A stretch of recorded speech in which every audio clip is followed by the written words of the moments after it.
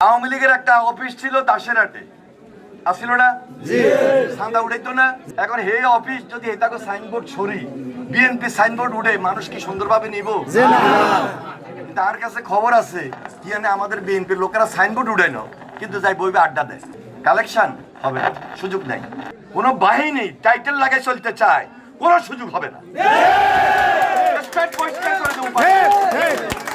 আর কেউ কেউ আওয়ামী লীগের দুলে হাজার তো চাই গেট দি হালকি দি, এটা আমার আর আপনার কাজ না।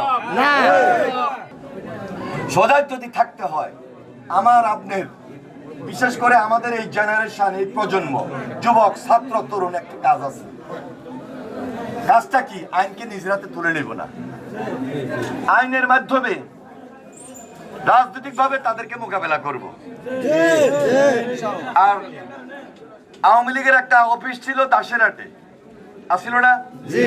চাঁদা উঠাইতো না?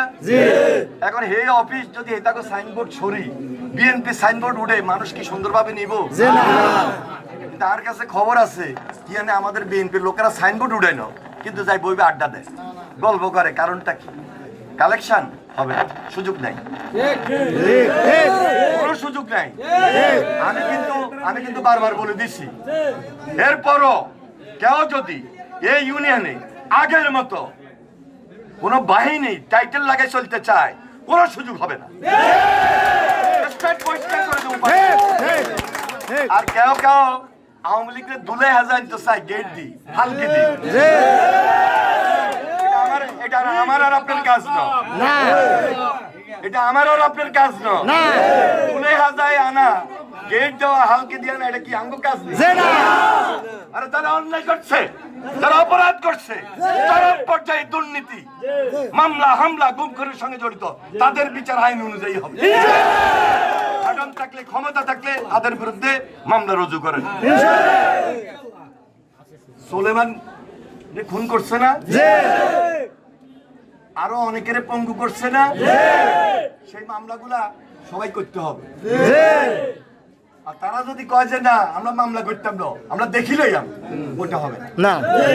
মামলা করে দেখিলেও, রাজনৈতিক ভাবে দেখিলেও, রাজনৈতিক ভাবে মোকাবেলা করবো। আমার মনে হয় আমার কথা বুঝে গেছে। কিছু কিছু লোকের নাম আমি কইলাম নাই, ব্যাকের চিনি, আমি সবাই চিনি। সুতরাং একটু সতর্ক হয়ে যান, সজাগ থাকেন, কোনোভাবে যেন আমাদের গণতন্ত্র আঘাতপ্রাপ্ত না হয়, বাধাগ্রস্ত না হয়। জেল আমি খাটছি না, আপনারা খাটছেন না, মামলা হামলা শিকার হয়েছেন না, অত্যাচারিত নির্যাতিত হয়েছে না। আন্দোলন কি শুধু আমি একা করছি? আমার মা বোনেরা আন্দোলন করে নাই? আমার এই যে